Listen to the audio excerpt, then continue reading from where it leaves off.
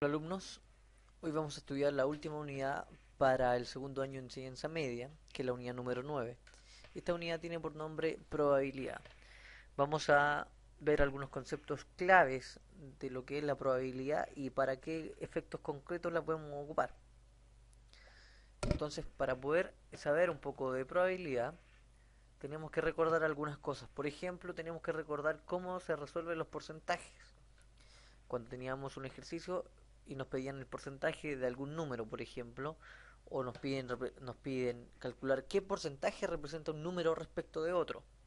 Acá tenemos dos tipos. Dice, si queremos calcular, por ejemplo, el 12% de 60, efectuamos la siguiente multiplicación.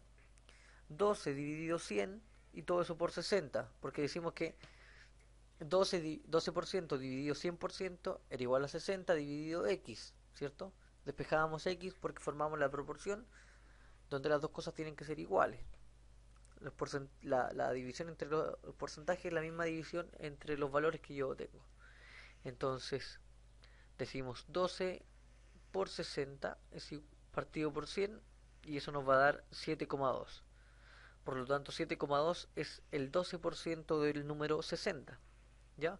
Por otra parte, si queremos calcular qué porcentaje es 24 de 120, planteamos una proporción. Es decir, al 24 le asignamos, perdón, al 120 le asignamos el 100%, mientras que a 24 le asignamos x. No sabemos cuánto es x. Multiplicamos cruzado, ¿cierto? Y despejamos x, de lo cual nos va a resultar x igual 20. Y es decir, entonces que 24 es el 20% de 120. Entonces ahí tengo las dos maneras, calcular el porcentaje que representa un número o qué valor numérico tiene ese porcentaje respecto de un número. Lo otro que tenemos que manejar y tenemos que saber es lo referente a un histograma. ¿Qué es un histograma? Y también cómo agrupar datos en intervalos de clase. ¿Qué es un intervalo de clase? Pues supongamos que, vamos a ver de acuerdo a este ejemplo, que tenemos lo siguiente. Dice, supongamos que las edades de 12 invitados a una fiesta de cumpleaños son las siguientes, o eran las siguientes. 22, 14, 18, 35, 54, 80, 78, 37, 63, 45, 46 y 83. Una variedad de edades, ¿cierto?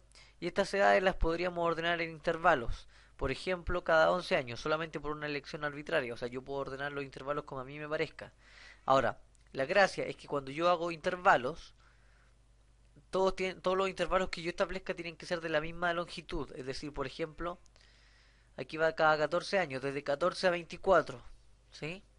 O sea, considera el 14, pero no así el 24. Entonces ahí estamos formando el intervalo o intervalos de clase. Entonces dentro de esas edades, de 14 y 24, vemos qué edades están entre 14 y 24 o cuántas, ¿cierto? Entonces colocamos los datos en una tabla de frecuencia. ¿Qué es una tabla de frecuencia? Ustedes pueden ver acá, se observa la imagen. Esto es una tabla de frecuencia donde yo anoto en una parte los intervalos, la frecuencia, que es la que me indica la cantidad de veces que se repite un suceso, o la cantidad de, en este caso, la cantidad de cuántas edades hay dentro de ese intervalo, o cuántas personas tienen una edad dentro de ese intervalo. Aquí son tres, ¿cierto? Acá son una entre 25 y 35, entre 46, perdón, entre 36 y 46 hay tres personas y así, ¿cierto? Y al sumar esta cantidad de personas me va a dar el total de personas que eran 12. Y luego, la tabla de frecuencia o la frecuencia relativa también se llama, perdón, se llama frecuencia absoluta, lo siento. Se llama frecuencia absoluta y se representa por una F. Me indica entonces cuántas veces se repite un suceso, cuántas cantidades de este suceso yo tengo. ¿Sí? Y en la tercera columna se muestra la frecuencia relativa, que se designa por una FR, que nos indica qué fracción corresponde a ese intervalo respecto del total. O sea, aquí hay un total, 3 de cuántos, de 12. Acá hay uno de 12, acá hay 3 de 12, acá hay uno de 12 y así. ¿Ya? Y eso también, de esta parte, podríamos calcular también porcentajes. Esto multiplicarlo por 100. por ejemplo, y podríamos obtener un porcentaje. Cada uno lo multiplicamos por 100 y nos va a dar el porcentaje. Esa sería otra columna, que sería una frecuencia relativa porcentual, ¿ya? Pero solamente vamos a necesitar estas dos por el momento. Y a continuación tenemos la tabla de frecuencia anterior. Tomamos la tabla de frecuencia anterior y la podemos ilustrar en un histograma. Esto es un histograma, es un tipo de gráfico donde se utilizan rectángulos yuxtapuestos, es decir, rectángulos uno al lado del otro, todos van pegados y sus alturas van a ser proporcionales a la frecuencia, es decir, acá coloco los intervalos, ¿cierto? Que va a representar la edad en años, y en este otro eje coloco la frecuencia, es decir, fíjense acá, tomo esas frecuencias, digo 1, 2, 3, o para hacerlo más grande 0,5, 1, 1,5 y así. Entonces habían tres personas, llego acá hasta el 3. Acá en este intervalo había una persona, en este intervalo acá nuevamente habían tres, en estos tres siguientes había una persona y en el último intervalo entre 80 y 90 años hay dos personas. ¿Sí? Entonces ese es un histograma, un tipo de gráfico en el cual se utilizan rectángulos yuxtapuestos, es decir, uno pegado al otro, y las alturas de ellos son proporcionales a la frecuencia, o sea, van de acuerdo a la frecuencia que representa cada uno.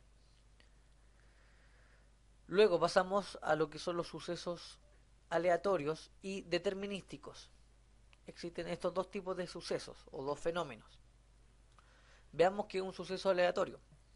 Dice que un suceso aleatorio son aquellos fenómenos que no podemos determinar su resultado, aunque lo repitamos miles o millones de veces. En términos generales, todo lo que concierne a nuestro organismo, por ejemplo, son sucesos aleatorios. Por ejemplo, si te duele la cabeza e ingieres un analgésico de una determinada marca y siempre te ha aliviado, esto no asegura en el fondo que siempre que va a volver a aliviarte inmediatamente. Es decir, que el analgésico puede funcionar, ha podido funcionar muchas veces anteriormente, a una velocidad, por ejemplo, relativa, bastante rápido. Pero eso no me asegura que yo al volver a tomar ese analgésico nuevamente vuelva a funcionar así de rápido. Eso tiene que ver con mi organismo, con mi metabolismo, ¿ya? No depende del analgésico. Podemos cambiar el analgésico y todo va a depender de mi metabolismo, cómo lo asume mi organismo. Por lo tanto, eso es un tipo, por ejemplo, de suceso aleatorio, que es independiente, ¿ya? Y luego tenemos los sucesos determinísticos, que son aquellos fenómenos de los cuales sí podemos predecir sus resultados con absoluta precisión, incluso antes de que pasen. Por ejemplo, la ubicación de un planeta en nuestro sistema solar se puede conocer a través de las leyes de Newton, o bien podemos saber a priori cuánto se dilatará una barra de metal al someterla a una cierta temperatura y presión. ¿Ya? Con esto me refiero a que sucesos determinísticos podemos calcular sus resultados previamente. Por ejemplo, que si yo corro a una velocidad de 50 kilómetros por hora, me voy a demorar 30 minutos en recorrer una longitud de 40 kilómetros, por poner un ejemplo. ¿Ah? Y eso ya lo sabemos, lo podemos calcular, lo podemos medir, sin haberlo hecho, sin haberlo llevado a la práctica.